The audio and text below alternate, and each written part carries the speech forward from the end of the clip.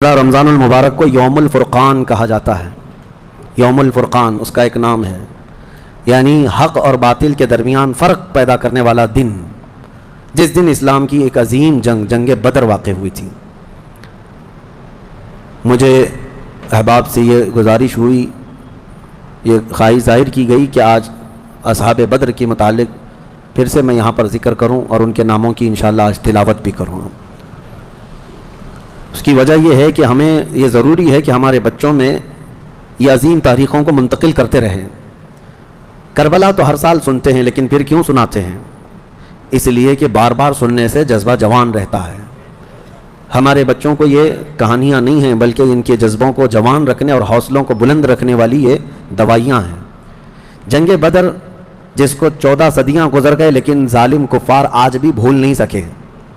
جنگ بدر کا ایک رخ پوری دنیا جانتی ہے، بلکہ سب چڑھ چڑھ کر کے بیان بھی کرتے ہیں اس کو، یہ دشمنان اسلام۔ اس کا پس منظر کیا تھا، وہ کیوں ہوئی تھی، اس پر کوئی کلام نہیں کرتے، کیونکہ درد مرنے کا زیادہ ہوتا ہے۔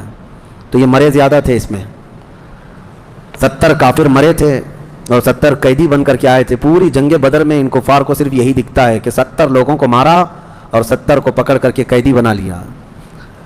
پوری جنگ بدر میں یہی نظر آتا ہے۔ لیکن میرے عزیزو، اگر انصاف کی عینک رکھنے والا غور سے ان حالات کو پڑھے گا تو اس نتیجے کو پہنچے گا، اسلام میں یہ جتنی جنگیں ہوئیں جس میں حضور پاک صلی اللہ تعالیٰ علیہ وسلم تشریف لے گئے، اکثر کا تعلق ڈیفنس سے ہے، یہ ڈیفینسو رہی ہیں۔ اب میں آپ کو ایک چیز بتاتا ہوں، کیونکہ جنگ بدر کے احوال بتانے سے پہلے اس کا پس منظر بتانا ضروری ہے کہ کیوں ہوئی۔ اچھا، یہ بھی میں آپ کو کلیئر بتا دوں کہ یہ پہلی جنگ نہیں ہے، جیسے کہ مشہور ہے نا جنگ بدر، اس سے پہلے بھی چھوٹی چھوٹی جنگیں ہوئی ہیں، لیکن جو بڑی جنگ جس میں مقابلہ ہوا اور جس میں اللہ نے روشن فتح عطا کی، وہ بدر کی جنگ ہے، 17 رمضان المبارک 2 ہجری کو۔ انشاءاللہ میں سیرت کے درس میں عرض کروں گا، جنگ بدر سے پہلے بھی 6 جنگیں ہوئی ہیں تقریباً، جس میں کچھ صحابہ گئے تھے، کچھ میں حضور بھی گئے تھے، کچھ میں ہلکی پھلکی مڑ بھیڑ ہوئی اور کسی میں جنگ نہیں ہوئی، لیکن جو بڑی یعنی صف آرا ہو کر جنگ ہوئی تھی وہ جنگ بدر یہی 17 رمضان المبارک والی، یہ پہلی ہے۔ جیسے کہ ایک بدر اولا بول کر کے ایک جنگ مشہور ہے، اور بدر ثانیہ اس کو کہتے ہیں، یہ 17 رمضان المبارک والی، میں اس کو انشاءاللہ سیرت کے بیان میں عرض کروں گا۔ آج اس پر ہم فوکس کرتے ہیں کہ کیوں ہوئی۔ 13 سال مکہ مکرمہ میں نبی پاک صلی اللہ تعالیٰ علیہ وسلم نے گزارے اعلان نبوت کے بعد، ویسے تو 53 سال آپ وہاں رہے، 13 سال اعلان نبوت کے بعد کیا کیا تکلیفیں نہیں اٹھائی۔ آپ نے سیرت کے درس میں بھی سنا ہوگا، اس رسول محترم صلی اللہ تعالیٰ علیہ وسلم کو مارا بھی گیا، پیٹا بھی گیا، ان کے ساتھیوں کو طرح طرح کے عذابات دیے گئے۔ تاریخ آج محفوظ ہے، لیکن ظالموں کو یہ نظر نہیں آتا آتنک کون پھیلایا ہوا تھا۔ یہ کفار تھے، یہ مشرکین تھے، یہ دہشت گرد تھے۔ مجھے بتاؤ، رسول پاک کے غلاموں کو سولی پر لٹکا کر ان کی ناک کاٹنا، ان کے کان کاٹنا، ان کے ناخنوں کو پکڑ سے کھینچنا، کیا یہ دہشت گردی نہیں ہے؟ حضور پاک صلی اللہ تعالیٰ علیہ وسلم کے چہتے صحابی حضرت عمار بن یاسر کو انہوں نے آگ میں جلایا تھا۔ حضرت بلال حبشی کو تو روزانہ رسی پیر میں ڈال کر کھینچا جاتا تھا۔ حضرت عامر بن فہیرہ، حضرت ابو فقیہہ، حضرت خباب ابن الارت، حضرت خبیب ابن عدی، حضرت سیدہ سمیہ، ان کو تو گھوڑے کے پیروں میں باندھ کر کے شہید کر دیا گیا تھا۔ کیسے طرح طرح کے عذابات دیے تھے کفار مکہ نے، ایک دو نہیں ہے، ظلم کی ایک لمبی داستان ہے۔ اور پھر پلس اس پر نبی پاک صلی اللہ علیہ وسلم کو ان کے خاندان سمیت سوشل بائیکاٹ کر کے رکھنا۔ حضور نے 3 سال تک 2 پہاڑیوں کے بیچ کے درے میں گزارے کہ پورے مکہ والے پہرا لگا کر بیٹھتے تھے، 24 گھنٹے تک نگرانی کے، کوئی جا نہ پائے حضور تک، ان کے خاندان تک۔ ان دنوں میں نبی پاک صلی اللہ علیہ وسلم پتے کھاتے رہے اور چمڑوں کو ابال کر کے پانی میں وہ کھاتے رہے۔ 3 سال گزرے ہیں، جبکہ مشرکین مکہ میں سے ہی کچھ اہل خیرت جو تھے انہیں رحم آ گیا ان معاملات کو، اور انہوں نے یہ معاہدہ توڑا، وہ آ کر کے، کوئی دوسرے نہیں، صحابہ نے نہیں، جو کافر تھے انہی میں سے 10-12 لوگ، انہوں نے دیکھا اتنی تکلیف یہ ہم میں ہی سے تو ہے، اور وہ بھی قریش خاندان جو ہم میں سے سب سے معزز خاندان ہے، اس کا ایسا بائیکاٹ کرنا کہ ان تک ایک چاول کا دانہ نہ پہنچے، یہ کیسی مصیبتیں ڈال کر رکھی گئیں اپنے بھائیوں پر۔ مشرکین نے خود یہ توڑا تھا معاہدہ، اور پھر ان کو ہر طرح کے سہولیات مہیا کر دی تھی حضور کے خاندان کو۔ یہ تکلیفیں، 70 صحابہ مکہ چھوڑ کر کے حبشہ جا چکے تھے ہجرت کر کے، معمولی بات ہے، آپ کے محلے سے 4 لوگ جائیں کیا حالات ہوتے ہیں۔ یہ آج ظالم کتے جو ہے گھروں کے دروازوں پر زبردستی کا بورڈ لگا کر کے پلائن کرتے رہتے ہیں، ہاں، کہ یہاں سے محلہ خالی ہو رہا ہے مسلمانوں کی وجہ سے، ایک ہندو گھر یہاں سے شفٹ ہو رہا ہے, ہجرت کر رہے ہیں, مائگریٹ کر رہے ہیں, یہ ناٹک ہے, کوئی چیز نہیں. کبھی تم نے تاریخ یہ بتائی کہ 70 صحابہ جو اپنا گھر بار سب چھوڑ کر, جس میں خود رسول اللہ کی بیٹی بھی ہے, حضرت رقیہ اور حضرت عثمان غنی, دونوں حضور کے داماد بھی, حضور کی بیٹی بھی ہیں, یہ حبشہ چلے گئے تھے ہجرت کر کے. حضور صلی اللہ علیہ وسلم کے خاندان کے کتنے لوگ, حضرت جعفر طیار مولا علی کرم اللہ وجہہ الکریم کے سگے بھائی ہیں. حضور پاک صلی اللہ علیہ وسلم کے خاندان کے کتنے لوگ نکل کے جا چکے تھے حبشہ میں, ایتھوپیا, عرب لوگ افریقہ میں جا کر کے رہ رہے ہیں. اور پھر اس کے 3 سال کے بعد حضور خود ہجرت کر کے چلے گئے مدینہ. تو حضور ہجرت کر کے گئے تو کیا اکیلے گئے؟ 1 سال نہیں گزرا تھا کہ مکہ میں جتنے مسلمان تھے سب کے سب ہجرت کر کے مدینے چلے گئے. مکہ والوں کو سکون سے رہنا چاہیے نا, بات ہو گئی نا. میں آپ کو بتا دوں, کفار و مشرکین کبھی کسی بات سے راضی نہیں ہوتے, اور نہ کبھی یہ سکون, ذہنی سکون ان کو نہیں حاصل ہو سکتا. تم اگر کوئی محلہ چھوڑ کر کے بھی چلے گئے تو تمہارے سے دشمنی ان کی کم نہیں ہوتی. جو دشمن ہے وہ دور بیٹھ کر کے ہی جلتا رہتا ہے کہ وہاں سکھ سے کیوں رہ رہے ہیں یہ لوگ, یہاں سکون سے کیوں رہ رہے ہیں لوگ. مدینے جب رسول پاک اور ان کے صحابہ گئے تو مکہ والوں کو تو جو معاملہ تھا ختم ہو گیا. جن سے تمہاری روزانہ لڑائی ہوتی تھی وہ جا چکے, نہ ان کے صحابہ ہیں نہ وہ رسول پاک وہاں پر ہیں. نہیں, اس کے باوجود ان کفار مکہ نے کیا کرنا شروع کیا, 10 لوگ 15 لوگ 20 لوگ کبھی جتھا بنا کر کے مدینے تک جاتے تھے. رات کے وقت وہاں کے مسلمانوں کے باغیچے کھجوروں کے جلا کے آ جاتے, اور کبھی اگر 2-4 صحابہ مسلمان باہر نظر آتے تو ان کو پکڑ کر پیٹتے تھے, مارتے تھے. کہاں پر؟ مدینے میں جا کر. جب اس قدر ظلم بڑھ گیا تب میں آپ کو بتاؤں 13 سال کے بعد اللہ نے جہاد کا حکم نازل فرمایا. اے محبوب کھڑے ہو جائیں اور جو آپ سے لڑ رہے ہیں ان سے مقابلہ فرمائیں. 13 سال تک تو کبھی لڑنے کا حکم نہیں آیا. مدینہ طیبہ میں جانے کے بعد جب مسلمانوں کی اپنی ریاست بن گئی, وہاں اپنی ایک حکومت اسٹیبلش ہو رہی ہے, تب یہ جا کر کے اگر اس کے اندر دسیسہ کاری کریں, پیوند کاری کی بجائے وہاں جا کر کے شبخون ماریں رات کے وقت, تو پھر اللہ تعالیٰ کا حکم نہیں آئے گا. میں اس کو اس سے قبل ایک مثال سے پوچھا تھا آپ کو. یہ کہتے ہیں نا, آج بھی ہم نے 22ویں پارے میں ایک آیت پڑھی ہے, ملعونین اینما ثقفوا اخذوا وقتلوا تقتیلا. اس کو وہ 26 آیتوں میں گناتے ہیں جس کو یہ لوگ کہتے ہیں آتنک کا بڑھاوا دیتی. اللہ نے فرمایا لعنت کیے ہوئے لوگ ہیں یہ سب, جہاں پائے جائیں پکڑے جائیں اور ٹکڑے ٹکڑے کر کے مارے جائیں. یہ آیت ہے, اور یہ کہتے ہیں کہ یہ دیکھو آتنک کو بڑھاوا دیتی, یہی دیکھ کر کے مسلمان کاٹتے ہیں سب کو. میرے عزیزو, آیت جو نازل ہوئی کب ہوئی؟ یہی میں نے آپ کو یہی مثال اس سے قبل بتائی تھی. ہمارا دیش, ہمارا ملک امن و امان کے ساتھ رہ رہا ہے. 4 لوگ بھی اگر دشمن ملک کے ہمارے ملک میں داخل ہو جائیں تو ہائی اتھارٹی کیا حکم دے گی؟ سپریم کورٹ ہو یا وزارت داخلہ, ہوم منسٹری ہو, یا کوئی بھی ڈپارٹمنٹ کے لوگ کیا حکم دیں گے؟ یہ 4 دشمن جہاں پائے جائیں ان کو پکڑو اور مار دو. پولیس کو تو آن دا اسپاٹ شوٹ کرنے کا حکم ہوگا, انکاؤنٹر کر دیں ان کا. کیوں؟ ہمارے ملک کا نقصان کر سکتے ہیں. یہی بات تھی مدینے میں جا کر کے جب مکہ کے کفار نقصان کر رہے تھے, صحابہ کو مار رہے تھے, حکم آیا کہ اب ان کے ساتھ نرمی نہیں, اب ان کے ساتھ لڑو اور اپنی جان کی حفاظت کرو. آج ہر ملک اتنا ڈیفنس کا اختیار رکھتا ضرور ہے. جاؤ گھس کر کے دکھاؤ کسی ملک میں, بغیر ویزے کے جائیں گے تو پکڑ کر کے مار ڈالیں گے, بارڈر کراس کرو تو شوٹ کر دیں گے, جبکہ چوری کرنے کی نیت نہ ہو تب بھی. لیکن اسلام جو مارنے آ رہے تھے ان کو مارنے کا حکم دیا. اب سنو بدر کیوں ہوئی تھی. مسئلہ یہ تھا, 2 ہجری تھی, مکہ مکرمہ میں قافلہ تجارت کا قافلہ ملک شام جا رہا تھا. اچھا, اب شام کا جو لوکیشن ہے وہ مدینے کے پاس سے ہو کر گزرتا ہے. راستہ ایک شاہراہ ہے, یعنی جس کو کہتے ہیں ہائی وے, سب سے بڑا انٹرنیشنل ہائی وے اس زمانے کا, وہ مدینے کے پاس سے گزرتا تھا. تو ملک شام تجارت کے لیے جو جانے والے ہوتے تھے مکہ سے, وہ اسی راستے سے جاتے, مدینے کے پاس سے قریب سے گزرتا. قریب کا مطلب بہت قریب بھی نہیں. تو نبی پاک صلی اللہ علیہ وسلم نے فرمایا جب تک ہمارا مکہ والوں سے امن کا ایگریمنٹ نہ ہو جائے, معاہدہ نہ ہو جائے, ہم ان کا ہر راستہ بھی روکیں گے, ہم ان کا راستہ بھی روکیں گے. ہوتا ہے یا نہیں؟ اگر آپ کا کسی دوسرے سے جھگڑا ہو جائے تو آپ آس پاس کے راستے بھی بلاک کر دیں گے کہ دشمن ادھر کے راستوں کو بھی استعمال نہ کرے. یہی معاملہ تھا. حاج جو ہے دنیا کو میں بتاؤں, یہ راستہ روکنے والی بات کو بھی میں بتاتا ہوں. کہتے ہیں کہ مکہ والے تجارت کے لیے ملک شام جا رہے تھے تو ان کا راستہ روکنے کا کیا حق تھا؟ مدینے والوں کو کیا حق تھا؟ آج مجھے بتاؤ, جس ملک سے تمہاری دشمنی ہو جائے کیا وہ اپنا فلائی زون تمہیں یوز کرنے دے گا؟ تمہارا پلین بھی اڑ کے جا سکے گا اس ملک کے اوپر سے؟ سعودی نے تو ابھی بین کر رکھا تھا قطر کو, اس کا نہ پلین اترتا نہ ہی ہوائی اسپیس استعمال کر سکتا تھا. قطر جو ہے کوئی چیز استعمال نہیں کر سکتے. ان کی آپسی دشمنی میں جب یہ راستے بند کر سکتے ہیں, آپسی دشمنی تھی, کون سی اسلام اور کفر کی دشمنی. اسی طرح سے ایران پر جو پابندیاں ہیں, ایران کا ایک جہاز جس سے اس کے سفارتی تعلقات نہیں, کیا وہ اسرائیل کے اوپر سے اڑ سکتا ہے؟ نہیں اڑ سکتا.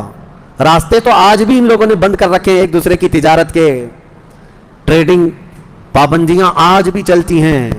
1400 سال پہلے جب نبی پاک صلی اللہ علیہ وسلم نے صرف ان کا راستہ روکنے کی بات کی, تو آج یہ پوری دنیا کے جو ماڈرن اپنے آپ کو کہتے ہیں اور بہت زیادہ ویل ایجوکیٹڈ سمجھتے ہیں, ان کے پیٹ میں درد ہونے لگتا ہے کہ یہ کیسا راستہ روکنے والا کیا سسٹم تھا.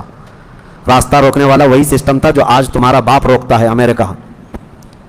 جس طرح سے لوگوں کے اوپر تجارت کی پابندیاں لگاتا ہے, جس طرح سے ہائی ڈیوٹی کسٹم لگا کر کے لوگوں کی اکنامک کو گراتا ہے, یہ تو وہی سسٹم ہے نا.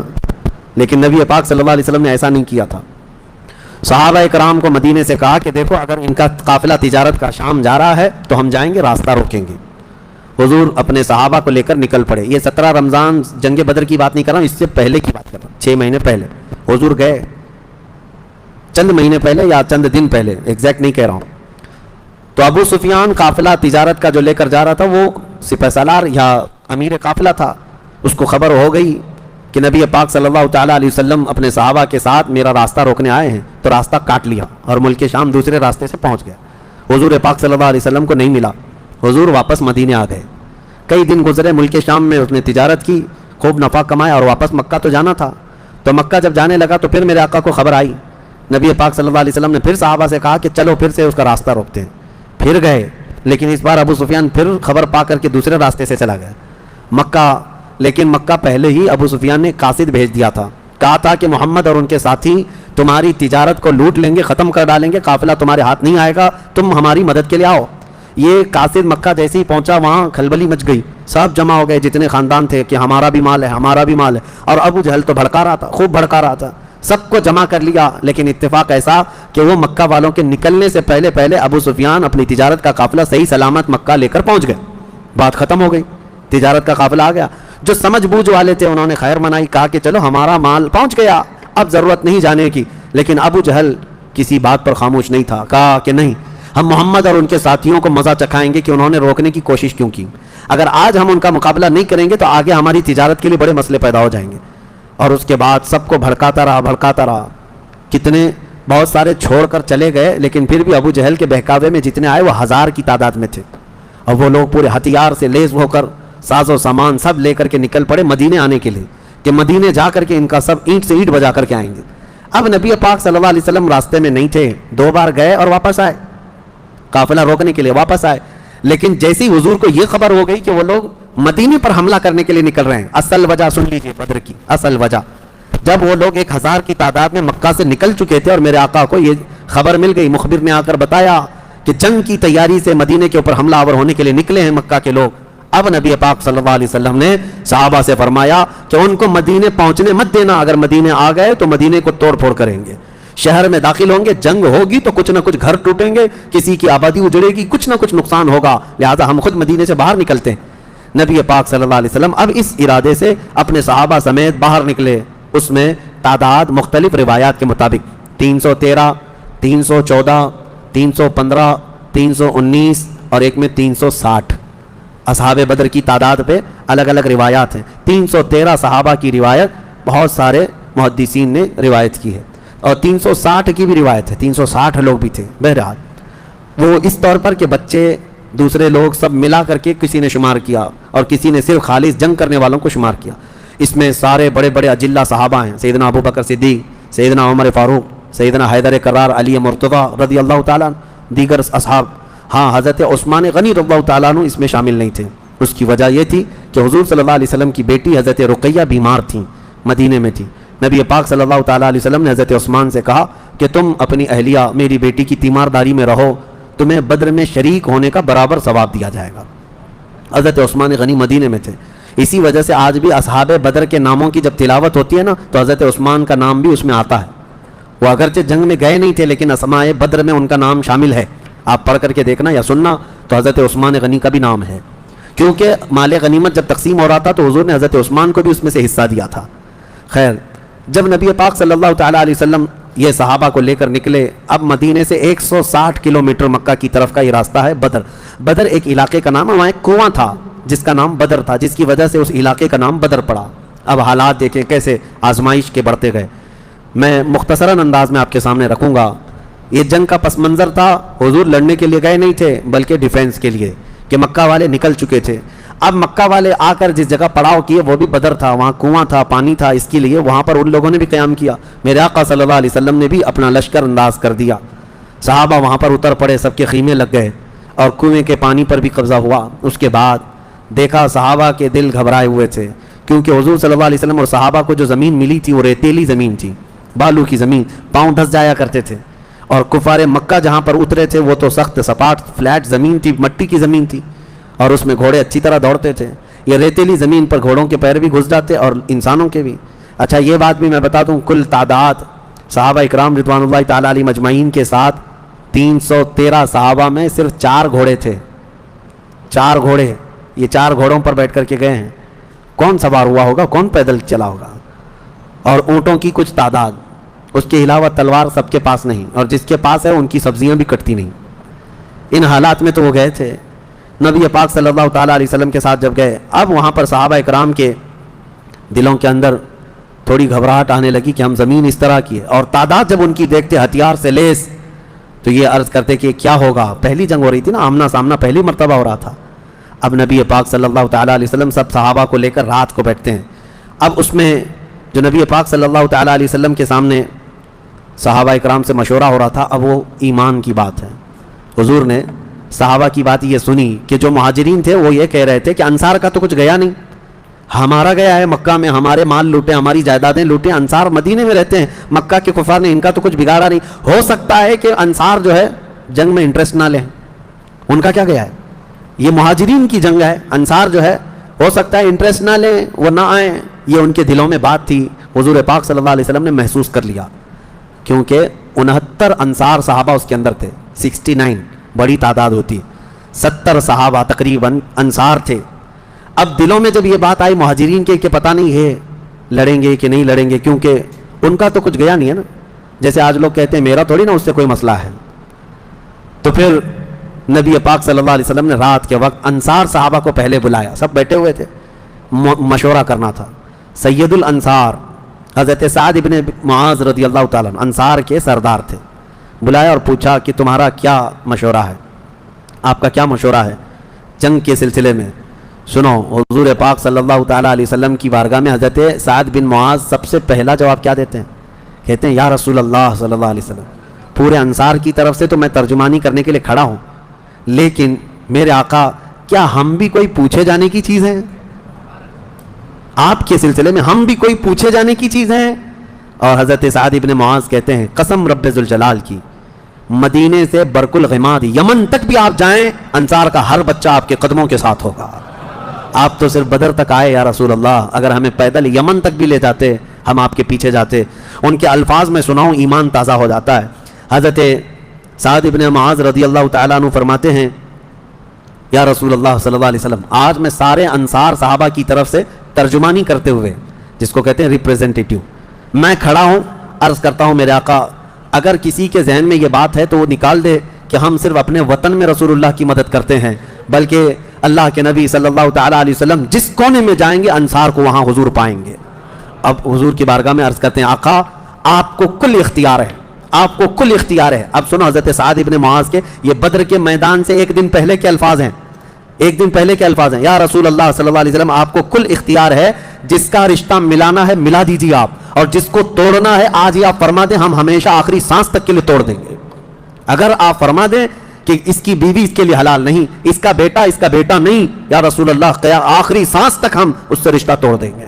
یہ بدر میں جانے سے پہلے حضرت سعد ابن معاذ کہتے ہیں جس کا رشتہ آپ ملانا چاہیں میرے آقا ملا دیں, اور جس کا ختم کرنا چاہتے ہیں توڑ دیں, اور جس کو موجودہ حالات میں رکھنا چاہتے ہیں میرے آقا پسند فرما لیں, اور ہمارے مال آپ کے لیے حاضر ہیں یا رسول اللہ, اور ہمارے جس قدر منشا ہو قبول فرمائیں. ہاں حضرت سعد ابن معاذ کہتے ہیں ہمارے پاس جو کچھ بھی ہے یا رسول اللہ یہ ہمارا مال حاضر ہے.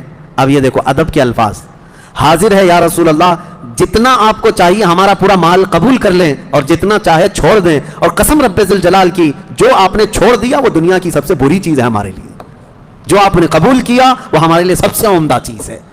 یہ بدر کے میدان میں حضرت سعد بن معاذ رضی اللہ تعالیٰ عنہ کی تقریر چل رہی ہے، اور اس کے بعد حضور پاک صلی اللہ تعالیٰ علیہ وسلم کی بارگاہ میں یہ کہتے ہیں، یا رسول اللہ، قسم اس رب ذوالجلال کی جس نے آپ کو سچی نبوت کے ساتھ بھیجا، اللہ کی قسم اگر آپ ہمیں حکم دیں سمندر کو چیر کر نکل جانا ہے، رب ذوالجلال کی قسم یا رسول اللہ، انصار کا ہر بچہ سمندر میں کود پڑے گا۔ یہ بدر سے پہلے کی تقریر۔ اب ان کی تقریر سن کر حضور بڑے خوش ہوئے، میرے آقا صلی اللہ تعالیٰ علیہ وسلم نہایت ہی خوشی کا اظہار فرماتے ہیں، اور اس کے بعد پھر حضرت مقداد بن اسود ایک صحابی کھڑے ہوتے ہیں، پوچھا یا رسول اللہ صلی اللہ علیہ وسلم، آپ صحابہ سے مشورہ لے رہے ہیں کس بات کا؟ کہا جنگ ہونا چاہیے نہیں ہونا چاہیے؟ حضرت مقداد بن اسود کہتے ہیں یا رسول اللہ، ہم بنی اسرائیل نہیں ہیں جنہوں نے موسیٰ علیہ السلام سے کہا تھا اے موسیٰ آپ اور آپ کا خدا جائیے قوم جبارین سے لڑیے، ہم یہاں بیٹھ کے دیکھیں گے۔ نہیں یا رسول اللہ، ہم امت محمدیہ ہیں، جہاں میرے آقا کا پسینہ گرے گا ہم سب کا خون کا قطرہ وہاں گرے گا، جب تک ہمارے جسم میں آخری قطرہ بھی خون کا باقی ہے ہم میں سے کوئی پلٹنے کا تصور بھی نہیں کرتا۔ یہ رسول پاک صلی اللہ علیہ وسلم کے چہیتے صحابہ کی تقریریں تھیں، سب کے جذبے جوان تھے، کوئی لوٹنا نہیں چاہتا، کوئی پلٹنا نہیں چاہتا۔ اب صحابہ کو باہر کر کے حضور خیمے میں چلے گئے۔ اب سنو، حضور پاک صلی اللہ تعالیٰ علیہ وسلم جیسی ہی خیمے میں گئے، جہاں آج مسجد عریش بنی ہے، اس کو عریش کہا جاتا حضور کے خیمے کو، حضور سجدے میں گر گئے۔ سجدے میں گرنے کے بعد نبی پاک صلی اللہ تعالیٰ علیہ وسلم اتنا گریہ وزاری کر رہے تھے، اتنا رو رہے تھے سجدے میں حضور پاک صلی اللہ علیہ وسلم، اور جو صحابی ان کی خدمت میں کھڑے تھے وہ کہتے ہیں نبی پاک صلی اللہ تعالیٰ علیہ وسلم کی الفاظ میں سن رہا تھا، ابتحالات کو عرض یوں کر رہے تھے، اے اللہ، ایک چھوٹی سی فوج، ایک چھوٹی سی جماعت تیرے دین کی نصرت کے لیے میدان میں اتری ہے، اے اللہ اگر اس جماعت کی تو کل مدد نہ کرے گا تو قیامت تک اس روئے زمین پر کوئی سجدہ کرنے والا نہیں آئے گا، اے اللہ قیامت تک کوئی تیری عبادت نہیں کر سکے گا۔ یہ محبوبانہ انداز ہے میرے آقا کا، یہ کوئی دھمکی نہیں ہے اللہ کو، رب تعالیٰ کی بارگاہ میں گڑ گڑانا کہ مولا اگر ان کی مدد نہیں کرے گا تو پھر کون تیری عبادت کرے گا۔ اور اس کے بعد اچانک حضور صلی اللہ علیہ وسلم اٹھے سجدے سے، پیشانی چمک رہی تھی اور حضور مسکرا رہے تھے۔ دو صحابہ کھڑے تھے، کہا یا رسول اللہ صلی اللہ علیہ وسلم، آپ اتنی گریہ وزاری کرتے کرتے بھی مسکرانے لگے۔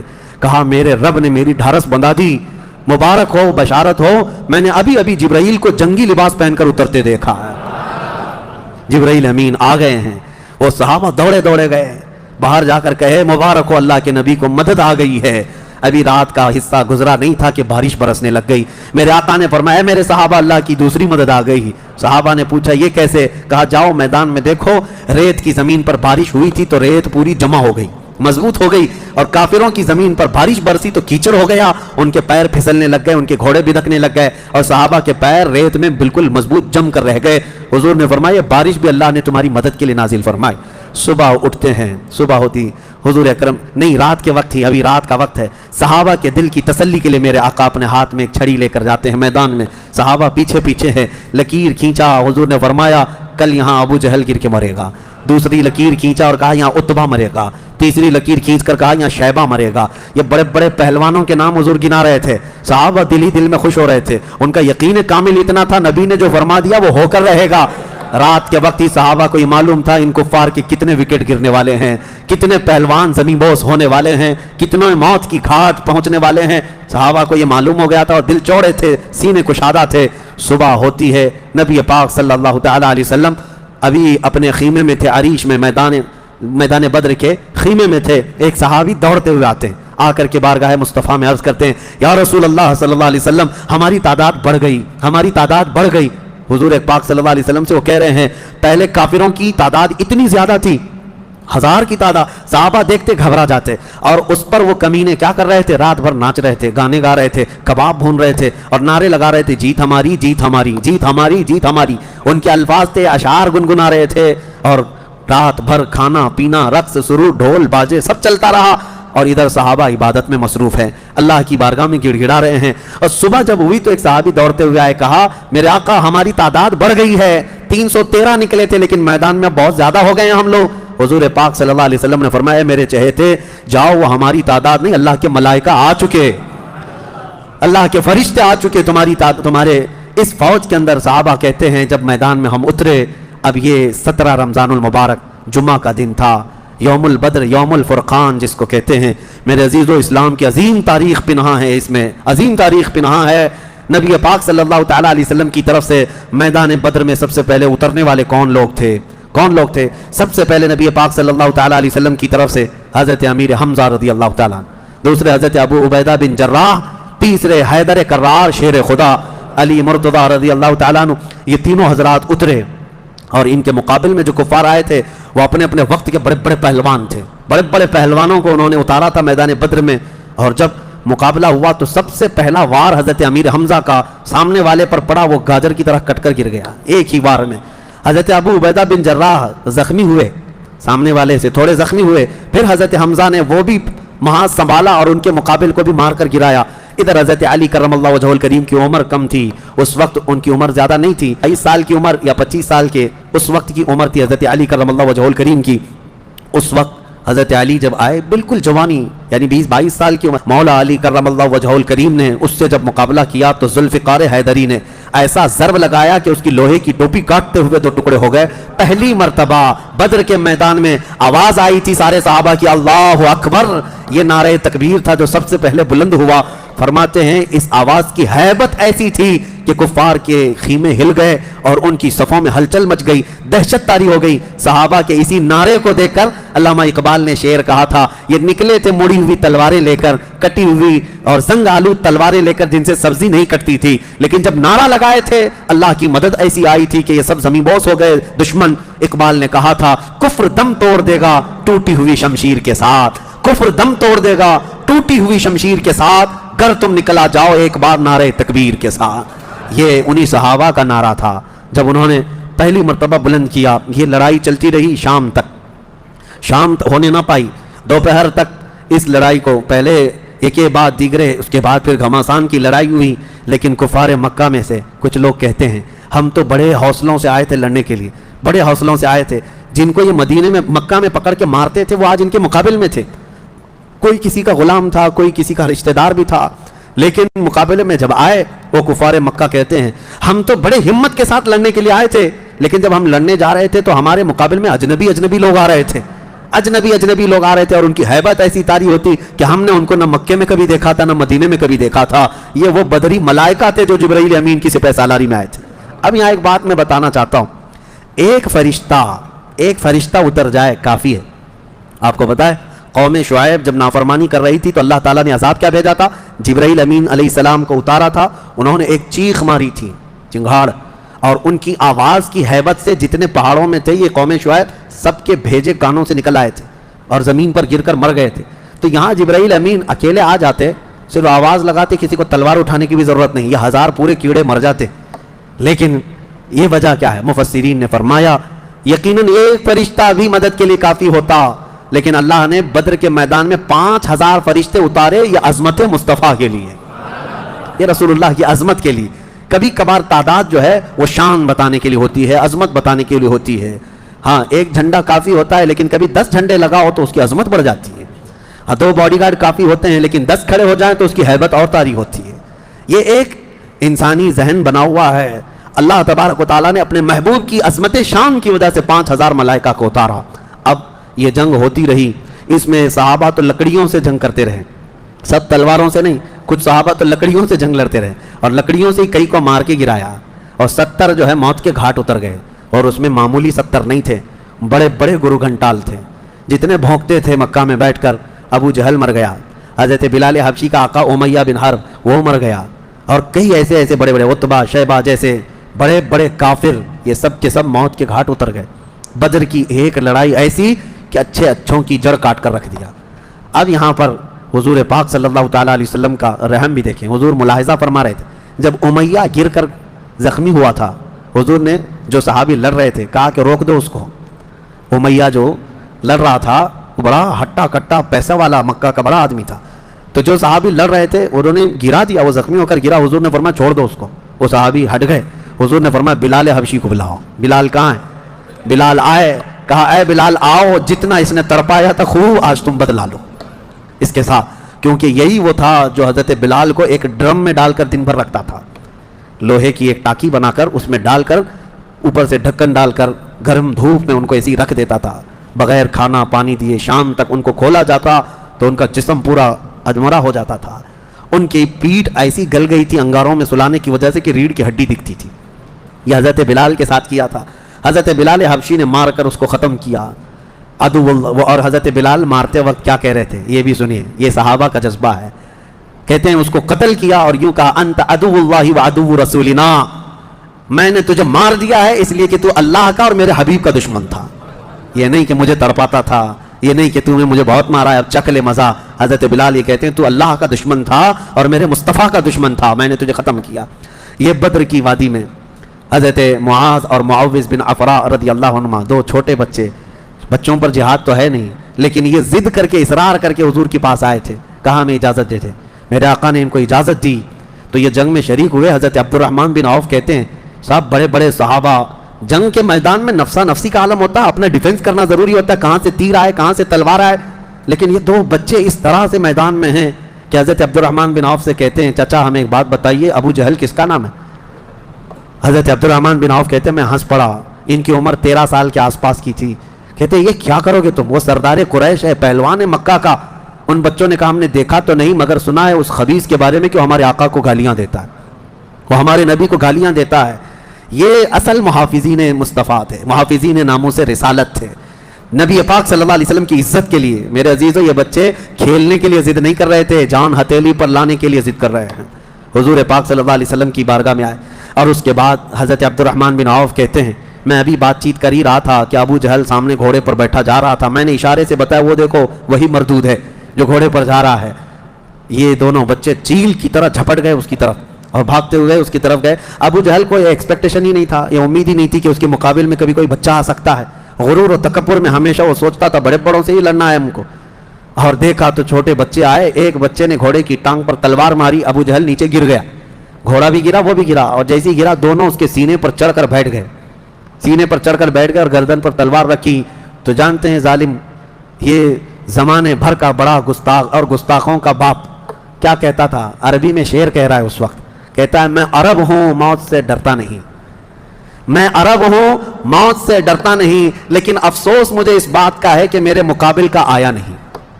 اس کو افسوس یہ ہے کہ مجھے کوئی پہلوان نے مارا نہیں، مجھے چھوٹے بچے مار رہے ہیں. اور بعض لوگوں نے کہا کہ اس کی یہ خواہش تھی، کہا کاٹنا ہے تو گردن تھوڑا نیچے سے کاٹو کیونکہ سب کٹے ہوئے گردنیں رکھی جائیں تو میری گردن تھوڑی اونچی دکھے. غرور و نخوت کبھی نہیں جاتا، گھمنڈ و تکبر کبھی نہیں جاتا. ان بچوں نے ختم تو کر دیا ابو جہل کو. اور مشہور ہے کیا ہی بہترین کہا، ہم جیسے لاکھوں کروڑوں کی جوانیاں ان بچوں کے قدموں پر قربان ہوں. ہم ان کے ناخنوں تک بھی نہیں پہنچ سکتے جنہوں نے دفاع کیا ہے، ڈیفنس کیا ہے میرے مصطفیٰ کی عزت کا.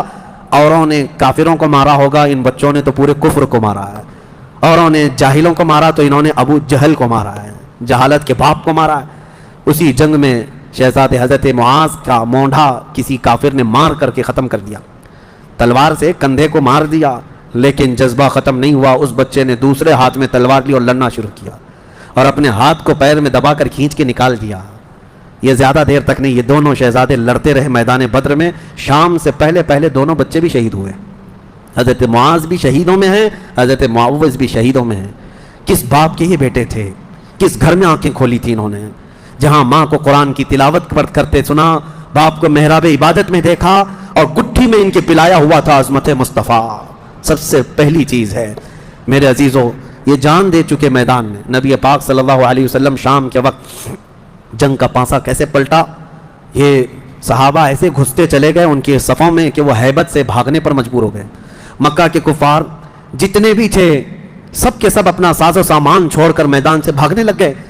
وہاں پر اپنے مویشی چھوڑا، اپنے بہت سارے چھوڑا، یہاں تک کہ 70 قیدی پکڑ میں آئے اور 70 مارے جا کر شہید ہوئے. تو جنگ بدر کے ٹوٹل شہید 14 ہیں، باقی وہ 70 اور 140 پورے ٹوٹل یعنی قیدی ملا کر. شام کے وقت اب سنو میرے آقا صلی اللہ علیہ وسلم کا معجزہ. صحابہ کہتے ہیں حضور نکلے میدان میں آئے، سب کافروں کی لاشیں ایک جگہ کھینچ کر لا کر گڑھے میں ڈال دی گئیں، لیکن لاشیں دیکھنے کے لیے حضور میدان میں جا رہے تھے. صحابہ کہتے ہیں قسم خدا کی ہم نے دیکھا حضور نے جس کے لیے جو دائرہ کھینچا تھا وہ کافر وہیں گر کے مرا تھا، ایک بال بھی باہر نہیں تھا. حضور نے جس کے لیے لکیر کھینچا تھا وہ کافر اسی میں گر کر مرا ہوا تھا. حضور نے جو نشان بنایا تھا ابو جہل وہیں مرا ہوا تھا, عتبہ وہیں مرا ہوا تھا, شیبہ وہیں مرا ہوا تھا. آج کے منافقین کے لیے بھی یہ درس ہے. یہ دیکھیں جنگ بدر کی تاریخ کو, نبی پاک صلی اللہ علیہ وسلم ایک دن پہلے یہ بتا رہے ہیں کہ کون کہاں مرے گا, اور یہ ابھی تک اس بحث میں ہے کہ پیٹ پیچھے کا علم نہیں, دیوار پیچھے کا علم نہیں. یا اپنے جیسا نبی کو بھی قیاس کرتے ہیں. اللہ ہدایت عطا فرمائے. اب شام کے وقت سارے وہ لاشوں کو لا کر ایک گڑھے میں جمع کر دیا, اور جو مسلمان صحابہ تھے ان کی لاشیں جمع کی گئیں اور ان کو عزت کے ساتھ, احترام کے ساتھ اسی بدر کے میدان کے قریب دفن کر دیا گیا. اور کافروں کی لاشوں کے پاس کھڑے ہو کر حضور نے پھر ایک خطبہ دیا, خطبہ دے رہے تھے, اور اس میں حضور صلی اللہ علیہ وسلم یہ فرما رہے تھے, اے لوگو, ہمارے رب نے جو ہم سے وعدہ کیا تھا وہ پورا کر دکھایا اللہ نے. بتاؤ تمہارا خدا جو تم سے کوئی وعدہ کیا تھا کیا تم کو بھی پورا کر دیا؟ کیا تم نے موت کے بعد وہ چیز پا لی جس کے لیے تم لڑتے تھے؟ صحابہ پوچھنے لگے, یا رسول اللہ صلی اللہ علیہ وسلم, آپ یہ کس کو سنا رہے ہیں؟ یہ مرے ہوئے کفار کو. حضور نے فرمایا یہ تم سے بھی زیادہ سنتے ہیں, مرنے کے بعد وہ تم سے بھی زیادہ سنتے ہیں. اسی لیے حضور پاک صلی اللہ علیہ وسلم نے فرمایا کہ مردہ لوگوں کی باتیں تو چھوڑیں, چلنے والوں کے پیر کے چپل کے نیچے جو آواز آتی ہے وہ بھی مردہ سنتا ہے, اس کے کان بڑھ جاتے ہیں. اب مجھے بتاؤ میرے عزیزو, بدر میں مارے گئے ہوئے غلیظ قسم کے کافر جب باتیں سن سکتے ہیں تو اللہ کے اولیاء اپنی قبروں میں کیوں نہیں سنتے؟ انبیاء کرام اور اولیاء کرام اپنی قبروں میں نہیں سنتے؟ ہم جاتے ہیں اور اسی یقین کے ساتھ جاتے ہیں کہ وہ قبروں میں ہماری باتوں کو سنتے بھی ہیں, اور اللہ نے ان کو تصرف اور اختیار دیا ہو تو ہمارے حق میں اللہ کی بارگاہ میں سفارش بھی کرتے ہیں. یہ ہے جنگ بدر. اس کا خلاصہ یہی ہے کہ وہ اگرچہ 313 نہتے تھے لیکن یقین کامل تھا. اسی کو اقبال نے کہا ہے, یقین محکم عمل پہ ہم, جہاد محبت فاتح عالم, جہاد زندگانی میں ہیں یہ مردوں کی شمشیریں. کہ یہ وہ صحابہ تھے, ان کے بارے میں کہتے ہیں اللہ کے شیروں کو آتی نہیں روبائی, اللہ کے شیروں کو آتی نہیں روبائی. یہ لومڑی کی طرح نہیں رہتے بلکہ ان کا عزم حوصلہ بڑا جوان تھا, اور میدان میں اترے تھے تو نہ یہ تلواروں کے بھروسے آئے تھے نہ ہاتھی گھوڑوں کے بھروسے آئے تھے, بلکہ ان صحابہ کا صرف یقین یہ تھا اللہ ہمارے ساتھ ہے, رسول ہمارے ساتھ ہے. اے مومنو, آج اس بدر کی تاریخ کے بعد میں آپ سے بھی یہی کہنا چاہوں گا, آج جتنے بھی ابو جہل ناچ رہے ہوں ان کو ناچنے دو اور پکار کر کہو ان اللہ معنا, بے شک اللہ ہمارے ساتھ ہے, بے شک اللہ ہمارے ساتھ ہے. آزمائش ہوگی, امتحان ہوگا, کچھ تو مریں گے کچھ تو کٹیں گے, لیکن غلبہ حق کا ہی ہوگا. حل الحق یعلو ولا یعلی علیہ, فرمایا گیا حق ہمیشہ بلند ہو کر رہے گا, اس کے اوپر کوئی غالب نہیں آئے گا.